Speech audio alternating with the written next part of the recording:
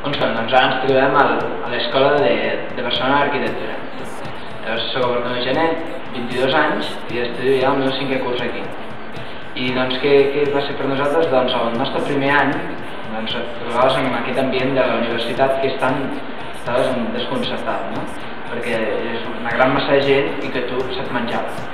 Llavors, doncs, el segon any et donaves compte que ja coneixies més els professors, ja perquè havies fet ja més assignatures, i llavors doncs, et donaves compte que amb un objectiu, com era tots, que acabàvem el títol, doncs aprofitaves els instruments que tenies en aquell moment, no?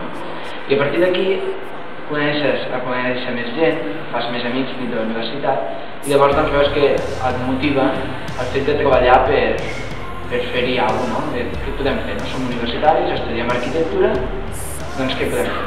Doncs crec que la cultura és bàsic, no?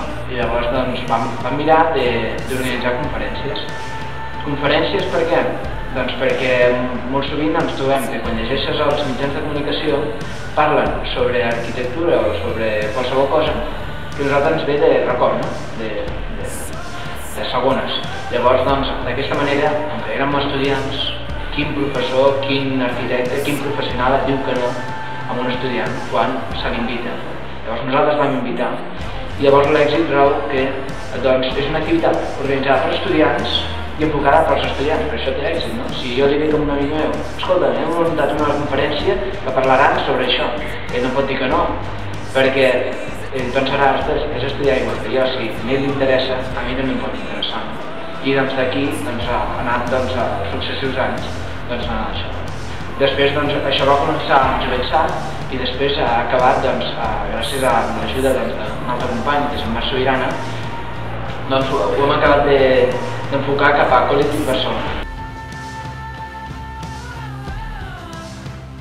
que és un col·lectiu que engloba més, no és tan sols conferències, sinó són escrits, o visites d'obra, o també sopars i tertúlies.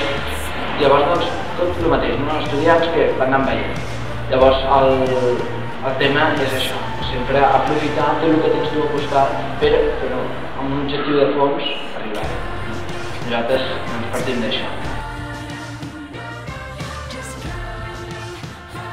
Llavors, el futur que pot tenir aquest col·lectiu depèn de la gent que ho forma, no?